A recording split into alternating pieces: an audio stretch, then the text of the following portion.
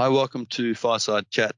Today we're going to be talking about letting go and seeking understanding within and not taking things so personal. It's in taking things personal that suffering becomes enhanced. So we're going to be talking about ways to unravel this. Hodge twins, I think I sent you a thing, a bit of clowning around some of the stuff jokes that they got over 1 million followers. They Oh, the two black guys.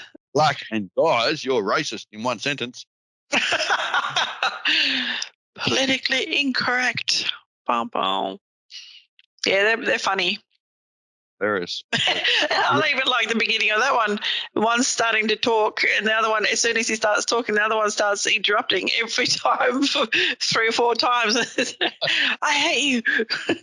Yeah. Why take it out on me? I got to take it out on someone. Who better to take it on someone who looks like me? Yeah. Take it out of myself. Yeah. Yeah, they're funny. Yep. That's the thing. Everything's around all the issues in the world at the moment. But I don't know. It's a bit controversial. And if you want to stay neutral, not a good place to go. Okay, it's hard to be neutral. It's just because everyone has some view. It's almost like just not expressing how you feel. Being neutral is just most people have preferences one way or the other. It's just more of a suppressing your feelings, so then you trigger later, potentially, or you just can suppress yourself. Well, I think a lot of people are suppressing themselves at the moment by going against what they feel is right. Well, I think, it's clear. If you're seeking approval, you're going to be a chameleon, basically, aren't you? You're going to go with whoever's in front of you, whether you agree. And so many people don't want the conflict, don't want any hardship. They don't want to be challenged. If people are seeking approval, if they get disapproval from anyone, even if people they don't agree with, that challenges that self-worth big time. Someone's abused you to some degree, and people don't realise that they're not interested in your point. We might respect someone that we don't like their way, or we might be confronted by them, but we still might respect them if they hold themselves in the right way. Yeah. It's amazing how someone's been abused on some level, and you're still trying to convince them. You're still trying to, like, for example, a phone call last night when I was talking to someone without mentioning names. The comment was, "Oh, I facilitate this as I always do." It's like, well, I'm thinking to myself because I don't need to respond to that. Yeah. But I'm thinking, well, if you're talking about situations that relate to myself and this person was, it's like I know, like how the dynamic is. I know how it's been. I know what's facilitated and what's not. And right or wrong, even if my view was tainted to some degree, no one's going to, and that person in particular, if I have an experience with a person, their view in coming across like that, well, this is how I always facilitate things, that's not change my view at all. Yeah. Actually, just put up more potential, put up more of a wall. So it's like, well, you don't need to reiterate anything because it's not going to change my view by that comment. If anything, that comment like that loses respect. Yeah. So you're trying to enforce something. Like if that's a mantra in itself, I do always do this for so-and-so, always do this, do that. That's a real victim space. On some level, they're saying, they're not seeing me, but when you're convincing yourself that things are a certain way and you have to repeat it to yourself, you're trying to put certain things in boxes that don't really fit. Where if it's a natural way, you don't need to repeat a mantra. This is what I do for you. This is how I am. It becomes natural. Like a farm, I reference a farmer often. A farmer doesn't go around telling everyone that he farms and just going over and over in his head how he plants potatoes and how he's doing things. He might look at the next process, but he doesn't keep repeating how he planted it, how he plowed the field. He just plows the field. Then he forgets it. He moves on to the next thing. And if one's always reliving how they just plowed the field, then they don't truly know and they're not confident with what they're actually doing. It's like reinforce a false idea. And if you're trying to others of an idea, you're still trying to reinforce that idea within yourself. No, I think a lot of times when I've been talking to people that are going through stuff like this and they're saying stuff like this, then I've always said to them, but at what cost? Because very often to go the way they're going, they're sacrificing their happiness. They're sacrificing some. Even there was one lady I was helping that she had children in a in a bad family situation, and it wasn't a good one. And I said, at what cost? Your children's happiness, your own happiness, what kind of example are you setting for your children in the future, and so forth. So sometimes if you look at the costs, then maybe you can look at it in a different way, in different light, and see that it's not worth sacrificing your happiness. It's potential happiness because they're not happy anyway. So it's like that pattern. Like it's not necessarily those actions in that moment that's sacrificing the happiness. That's just an expression of what's going on a lot of the time. So the sacrifice is more of you actually not taking the journey to that place where you're enjoying happiness anyway. So it's not distinguishable between convincing others that you're of what you're doing. It's sacrificing in every moment of every day that you're reliving and justifying, your own way of thinking, which, and it's amazing that people will suffer until someone else recognizes, go, and validates their way. And amazing when you're reaching out and want someone to validate your thoughts or your feelings, then you constantly spend that time seeking that. And then you get a dose of it. It's like, yeah. And then there's no peace in that anyway. Let's say someone does validate how you feel. It just creates more momentum and more fuel for the fire. And then the fire gets bigger and then you seek more approval. So if you're suffering emotional turmoil, that fire keeps getting bigger and bigger. The more people, the more friends you have that are reinforcing your misunderstanding, because I say that because if you're suffering constantly, then understanding behind that. Because how many times, and I've had friends like this in the past where they're in a breakup with someone they really cared about, and for months and months and months, possibly years, they can just repeat the same story over and over and over. Yeah. And then I think at times they'll find friends that have had similar experiences on some level, and then both parties will just repeat their circumstances and what's gone on over for years, and neither really listening to the other. They're just venting over and over and over because it's like when you give someone attention, and not to say don't nurture someone in that space, but nurturing someone and reinforcing their false view are two different things. You'll express how valuable they are, how their heart is, and you'll offer a sense of understanding, but there's no condemnation for yourself or the other. You might go, yeah, that's not nice, or they shouldn't have, then you might even offer understanding. And I think this is where I didn't realize this till sort of later on in life, that, and a lot of people don't realize this, that they think if there's a mutual friend, you have to be friends with one or the other. You'll either agree with me or you agree with them. Yeah. You can't be in your neutral. Sorry, you can't be in the center. And this is where things really change for me. It's like, well, I can nurture both sides without condemning either person, because they can drag someone and go, well, yeah, okay, there's a misunderstanding there. That they may have felt this, or they may have felt that, or they seem confused by their actions in general. And it's not just about you. It's like, look at how they're living, look at this, look at that. So then you offer understanding, which can reveal how that situation occurred, or how they were the victim of circumstance. And so there's accountability from their point of view to some degree, and from the other person. So you don't have to. You can actually offer, and that's where the difference is. A lot of people think that if you're nurturing me, then you're agreeing with me, and if you go and nurture them, you're going to be basically agreeing with them. Yep.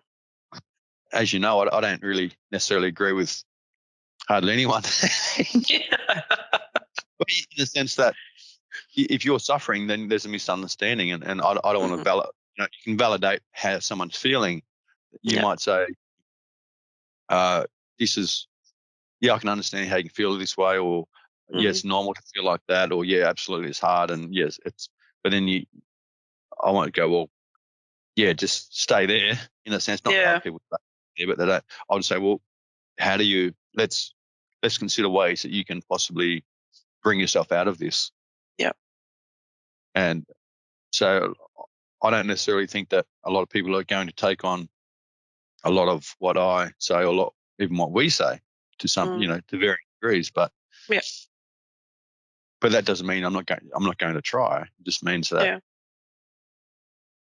it's the taking thing. Sorry, it's taking things personal that creates suffering. Mm-hmm. And I feel like if you substitute yourself out of a situation, put someone else in that's a similar person, then the exact same thing could happen to them. So it's the dynamic, it's the energy, it's how you carry yourself, it's how you think, how you feel. It's what you succumb to. It's how you think, feel depends. That how you think and feel impacts those around you, and based on the energy you facilitate or the space you facilitate, certain people will get drawn into that. Mm-hmm. So it's like you're a fly trap almost, and certain frequencies, certain brightnesses will draw in certain bugs. And energetically, when you're attuned to certain levels or certain spaces, the people that attune or pick up the same frequencies will find you, and you'll find them. Mm-hmm. So I think and so therefore it's not personal. It's just more of a bit more to do. It has more to do with synchronicity, and it's amazing how people that have similar feel, similar frequency, similar experiences will become friends. Mm-hmm. And even in that, once one person has enough of a dose of the same thing over and over, then that encourages them to potentially expand that group or seek something more. So it's amazing that how life is. That it'll keep giving you a big dose, and the fact that it'll allow you to find friends, you can sympathize with them, you can swim amongst the mud with them, or the waters with them, whatever it is. So I think I mentioned to you maybe in the last chat, but we speak about groups. It's good to be empowered and do things on your own, and be not be dependent on others. But being in a group that you want to be in a group that supports you, and not a group that supports your suffering ultimately. Okay. Start with, if you want to, people tend to want to rub the suffering all over their body for a while before they decide they want to break free from it. So even if you that shares, the first thing to do is obviously lance and share and talk about what's troubling you, but then you want to rise above all those things and see through, rising above, seeing through, of course. So it's good to walk alone on some level or be empowered, but it's great to be in groups that support and nurture and nourish something more, some growth. That's what it's all about, really. So I was just thinking also, if you look at life, and I've always said, if you learn something from just about any situation, is a good one if you've learned something. So I think sometimes hindsight's usually a lot easier, but sometimes when you're in situation, if you sort of think to yourself, what is a lesson in this situation, if it's not a good situation, and then you can kind of maybe look at it from a different perspective and move away from it once you've learned that lesson. And that can be hard when if you're right in the midst of it. Yeah, but I feel that's potentially an entrapment of the mind, which is okay. Like it's just trying. It's good to, even if you can use your if you can use your, say it again, if you can use your analytical mind to try and find the jewel in the circumstance, so to speak, that's gives you some insight. But for a true deep insight, you have to get in touch with everything that you have access to, which is your emotions. It's any fears. It's everything. Rather than, I think it's easiest to potentially go out of emotions to some degree and work out mentally, because you can detach from the emotional turmoil and mentally get an idea of why certain things have occurred. But ultimately, and that gives you some understanding, but to truly understand, I feel you must unravel the mind, the emotions, the fears, everything. So it's not a bad idea if there's too much turmoil within your emotions to get a mental understanding, and then it's like you put your foot in the water so that the emotions within yourself, after you've got a mental understanding, don't think this is it. Yeah, it's just because of that. And if it doesn't bring a sense of peace, reflect on the situation when you can. And it's really hard in the moment. Like it's a very hard thing to do in the moment, but don't let it because there's a mental understanding. Reflect afterwards and write this down potentially and see how you're feeling, see how it impacted you, write down how they were feeling. And you can learn to unravel so many aspects. And then write down your fears, talk about how the fear of or ramifications of the circumstance or the other person or whatever it is. So I feel potential entrapment is just getting the mental understanding and think, okay, it's done. But then that emotional ball within or the fear within may still be there. So if if you haven't come to peace with the understanding, then I think the mental one initially will take some pressure off, but it won't solve the issue because it's only a small part of the equation. To truly work through it all, you have to factor in everything that's on the table. And in that, factoring in isn't validating. It's just considering all the aspects that's impacting you. And to go even further, and then try and consider, and this is important for understanding, the possible circumstances that's impacting the other person. And you may not know them that well. You may not know, they may have had a phone call that disrupted them or they may be threatened with their job or today there's all sorts of conditions that people must abide by to stay in their job, as we know. So there's so many pressures. So we can't assume that their reaction is just purely because of us, because their projection is something, that's everyone does. And at the moment, I think there's potential for more projection than ever. Yep. I think it's just knowing that, one might ask, what's evidence the other person is suffering? Look at their state of mind. Look at how triggered they are. Look at how peaceful they are within. Look at how fast they are, like how fast they're walking. If they're 100 mile an hour all the time when you see them, then in my experience, they're avoiding something. They could be in a hurry, obviously, and there's deadlines. It's different at work. But if they're even like that when they're at home, what I realize is as you come more into peace within yourself, you slow down. It's natural circumstance or natural side effect of finding more peace within is naturally slowing down. Yeah. You're not in a hurry because you're enjoying the moment. The slower you are, the more in the now you are. Not to say that you don't obviously, you don't become a sloth. That's for sure. Yeah. You can go quick, but you go quick when you have to. And instead of, even if you're cleaning the house or you're doing things, instead of going 100 mile an hour, it's a state of being in a state of mind while you're doing things. A typical symptom of stress is speeding up and being rushed and buzzing around. And you usually don't have time to smile or be happy. Yeah, well, it's being harsh. Like if we've all seen people that are angry in the kitchen, they're slamming everything and everything harsh. And if you're cooking that time during those moments, the harshness goes into the food, like everything's energy. So I feel it's important to make everything a ritual as much as possible. So it's like a slow dance or something where you nurture yourself, I'm not saying you have to dance, that's an option, but just, be tender with yourself. I've said this before. So a definite sign is if you are 100 mile an hour all the time, you are avoiding things within yourself. Yeah. And often it's amazing. A lot of the times it's feelings. And so we run from a feeling, which is impossible. And even just trying to write them down, it's like we're worried that we'll break if we write down the feelings, if we let them up. But how long can one hold these feelings for? Like, it's ultimately, it gets to a point, if you don't work through it, you're going to, you're going to break on some level. You can't only carry so much within your psyche.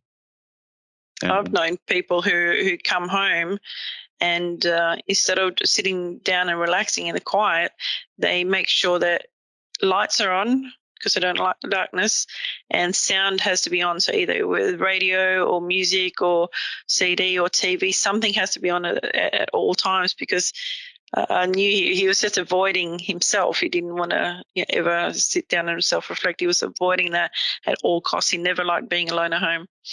And if he was, he distracted himself with just about everything. And as I've said before, no thought is real. So you're running from something, from thoughts and feelings that feel real, that absolutely are not. Mm-hmm. So no one's been able to give me a thought that's real. No one. Yeah. So yeah, when you look at it, when you break it down, it's like, well, yeah, you're running from something imaginary. And as I said before, that voice in your head that's wants you to run, that's controlling you, so to speak, is feeding, living off you. And the only reason you're running is because you're believing these thoughts that are talked you into or convinced you that it knows the way. And if it knew the way, you wouldn't be suffering. You wouldn't be running for a start. Yeah. It's like me saying I know how to walk, but I'm running everywhere. I know how to walk, but I never walk at all. And then I'm judging let's say I'm a little alien in the controlling the human. You can walk. You can walk. You just, you can do it, but you've got to get everywhere in a hurry, and it's blaming everyone and everything. It's a dangerous place out there. You must keep running. You must keep running. Yeah. But like and then it wears the psyche down. So carrying all this burden all the time, just you wears down the psyche. It has to, because you're carrying tension. Yeah. And then you hold it, and in your body, when I do healing on people, when they're uptight, the first thing, that I've seen in the pyramid when I start doing healing, and they go, and they breathe, they let go for the first time in ages, potentially. Why are you holding on to stuff? Like, you have to let go. The body knows how to heal. Yeah. And the holding on, constricting yourself. Constricting is restricting. If you're holding on to your breath, you're minimizing and restricting the flow, the energetic flow within your body. Then you'll have, I believe, more aches, more pains, more issues within the body. Mm-hmm. The body's an amazing organism. It knows how to heal. It knows how to do things. So if we can't even manage our mind, then how are we going to manage our body? Like, if it makes sense, so that people just forget the capacity or the influence they have over themselves. But if you can't see through and manage your thoughts, then why hold on? But people don't make the connection. Holding on to things is actually holding on and restricting your energetic flow. Mm-hmm. So why do animals heal faster than humans generally? Because the mind doesn't get in the way as much, nowhere near as much. I did this with hypnosis, where injuries, you go, oh, it's sore, and we've all done this. Sit within yourself and say, is this pain real? As simple as that. Before, and it's like, and a big chunk of the pain goes away because you're projecting pain from the injury, whatever you're carrying within yourself. Mm-hmm. So if we put our mind aside, we heal very, very quickly. I saw a video last night. This is what you and I talk about a lot. It's like, why fear? Fear enhances suffering. It diminishes the immune system. It weakens you. Fear weakens you. So why walk around fearing? Just walk around with caution. That's what we must do. So if you put your mind aside, we heal very, very quickly. So then you go a step further and go, well, see yourself healing, imagine yourself healing, see yourself relaxing, see yourself flowing, imagine the energy flowing through your body, and however you imagine that, just imagine your energy swirling, even like smoke or like a waterfall coming down through you, and unlocking, and anywhere where it's catching, just imagine that releasing and flowing. So this is a great thing to do if when you go to sleep, or at any point really, but preferably not driving. But just see your energy like a waterfall and see everything just unlocking, flowing, because it's not about blocking energy from coming in. We can't do that. Well, we sort of can to some degree, but then we slow down our own flow. Mm-hmm. Just imagine ourselves as amazing processors where we just process all energy. So processing factory basically, and then whatever comes in, see our body transforming it and releasing it. And even if you don't know anything about healing, or you haven't done any energy stuff, or you've never had a healing before, just it doesn't matter. Just pretend, and you'll find doing things like that and walking out on grass with bare feet and you just walk slowly, like just walking in the backyard very slow, so you feel everything and imagine the energy flowing through your feet and into the ground. And there's been documentaries on the elderly walking on bare feet on the ground on the earth, and it's been known that inflammation goes down within the body. And most ailments, my understanding, is due to inflammation. Yeah. Insulin. So insulin gets hit and certain things are triggered. If the balance is off, then you swell up basically. So you have people that aren't as lean as what they would be because they have high levels of sugar, and so that's one thing. And with insulin spikes, and they're not also grounding. So everything, energy has to be earthed. Yep. And if you can reduce inflammation within the body, you're also going to be stronger. Your immune system's going to be better. So there's many ways we can process, but even just visualizing and walking on the grass, what I believe will dramatically improve your processing. It's actually scientifically proven. They've proven it now. How because it's the negative ions they cancel out a lot of the positive, which is damaging and the positive ones are the damaging ions. Well, the positive ones, my understanding is that sort of coagulates and sort of clumps together. And it's amazing, really, when you think about it now with rubbish soils and, cement slabs and all that sort of thing, how many people never actually come into contact with the earth. Exactly. And yeah, I mean, people are doing, 10, 12 hours a day and working in boots and not that I'm against it either, but you just have to spend time to earth, to ground, so you can heal. So you don't realize that it's just amazing how society has geared us up in a sense to minimize growth and processing and healing. But one thing, there's a positive to this in a way, like if the potential to grow or to process things is minimized, then it creates a sense of hunger in a way, like people start looking for more.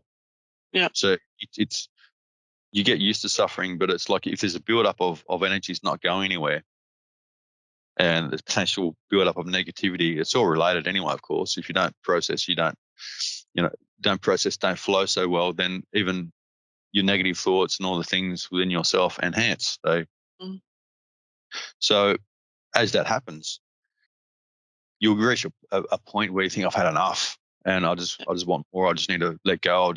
I need some answers. And I mentioned to you in a conversation recently where I said, about light and dark in a sense, like, and people have said to me, I think it's in another chat anyway, but people have said, when they're suffering, they think of my life.